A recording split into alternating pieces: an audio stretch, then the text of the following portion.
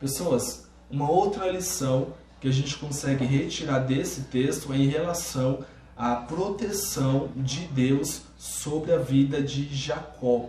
Ou seja, Labão vai perseguir Jacó, ele vai sair com um exército de homens e ele iria tomar tudo que Jacó havia conquistado. Se você for ler o texto, o capítulo 31, a partir do versículo 27, chega um momento ali que Labão vai dizer a Jacó que as filhas eram dele, que o rebanho que Jacó tinha era dele e que tudo que Jacó havia conquistado era dele. Ou seja, a gente percebe claramente que a intenção de Labão era tomar tudo que Jacó havia levado.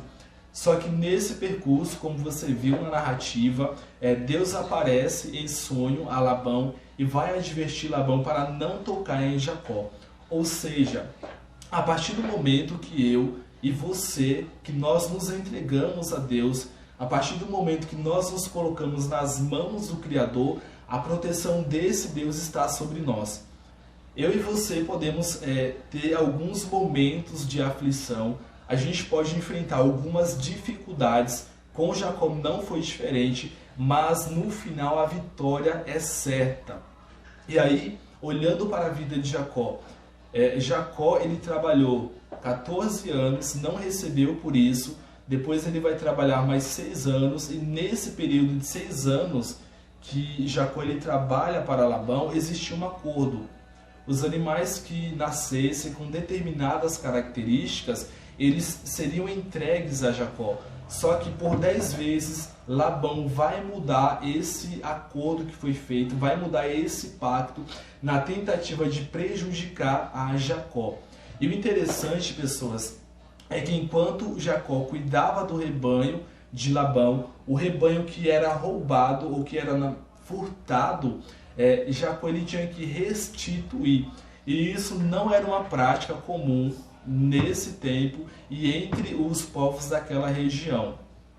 Só para você entender o que eu estou falando, quando o indivíduo ele era contratado para cuidar de um determinado rebanho, os animais que fossem furtados ou que as feras dilacerassem, o pastor ele não restituía esse animal ao dono.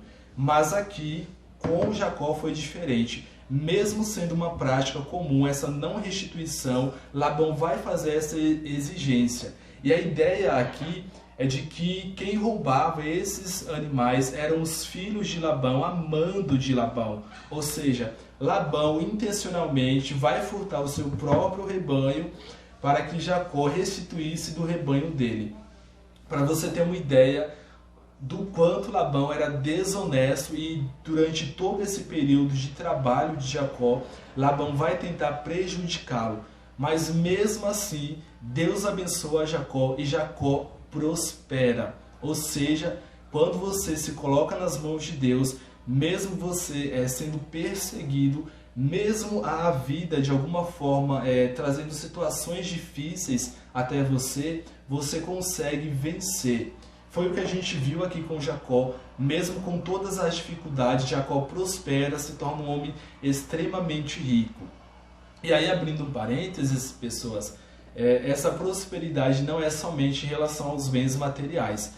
A prosperidade ela pode ser no campo emocional, você alcançar uma estabilidade emocional, alcançar felicidade, gratidão pelo aquilo que você tem. Pode ser uma prosperidade familiar, você ter uma família abençoada por Deus, uma família onde os filhos têm caráter para os que são pais e andam nos caminhos do Senhor.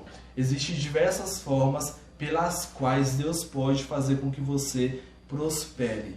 Mas galerinha, só para finalizarmos o vídeo de hoje, eu quero trazer aqui 2 pensamentos de Adam Clarke. O primeiro foi em relação ao que eu disse, que o pastor ele não deveria restituir as ovelhas que a fera dilacerava ou que eram furtadas. Esse texto ele está em Êxodo 22, 10, 13, e aí Adam Clarke faz alguns apontamentos em relação a isso. E em relação ao principal pecado de Labão, Adam Clarke também vai dizer que a cobiça, ou seja, durante todo esse período, Labão ele vai cobiçar aquilo que Jacó tinha, ele vai cobiçar os bens de Jacó. E aí, como a gente já viu ao longo dos vídeos, Labão ele tinha um caráter totalmente inclinado para as riquezas e para as coisas desse mundo. Mas é isso, pessoas. Acredito que não tenha ficado nenhuma dúvida em relação ao texto.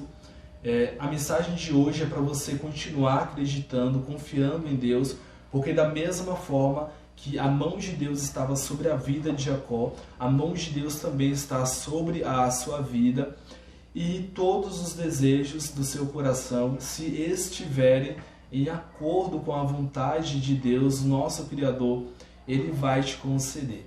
Mas lembrando que é só se estiver em acordo com a vontade de Deus. Tá? Um abraço.